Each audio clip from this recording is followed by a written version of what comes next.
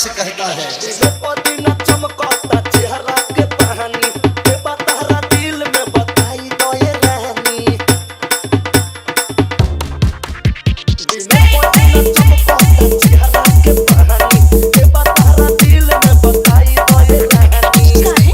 Star superstar सब आपके दीवाने हैं, तो आप क्या कहना चाहेंगे? अरे दीवाने हैं तभी तो हम चर्चे में हैं, लेकिन मैं उनको अपने काबिल नहीं समझती।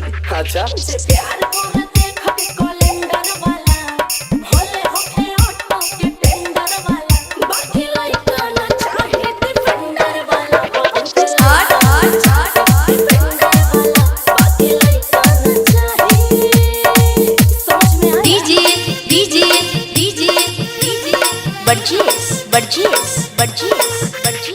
मोहम्मदपुर, बसुआरा, दरभंगा, दरभंगा, दरभंगा, दरभंगा, दरभंगा।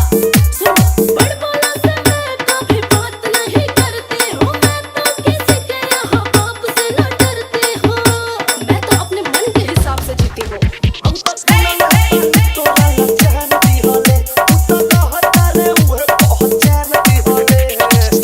भैंस चराता था ना, तो समझ जाओ कितना दिमाग होगा। उनको छूने के लिए औकात चाहिए, औकात उतना बड़ा होना चाहिए कि आप उनको छू सकें। लोमड़ी के हाथ जब अंगूर नहीं लगता है ना, तो बोलता है कि अंगूर खट्टे हैं। तो अपना ही पसंद बता दीजिए।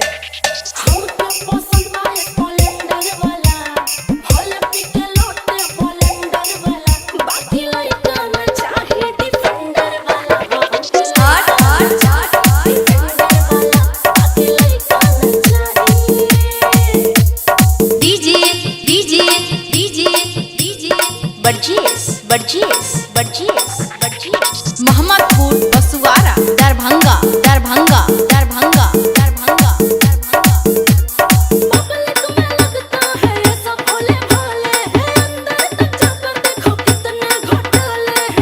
अरे पूरी दाल ही काली है।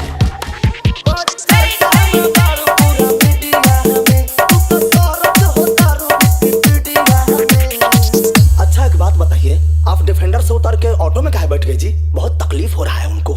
हाँ तो वो भी कौन सा करीना कपूर के साथ दिखाई दे रहे हैं, वो तो स्कूटी पे ही सवार है। तो आप क्या कहना चाहती हैं?